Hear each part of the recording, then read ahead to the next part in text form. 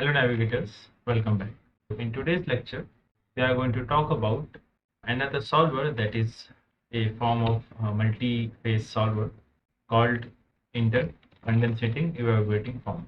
If we just see about this particular solver is used for incompressible, immiscible fluids, but in this particular solver, you solve the energy equation, and the criteria for the phase change is the saturation temperature instead of a saturation pressure, as we have seen in the case of interPhaseChangeFoam. Here we use this saturation pressure, and this criteria is applicable in the case of cavitation kind of phenomena. Let's see how we can set up simulations for this particular solver and what are the changes that we observe. Let's get started.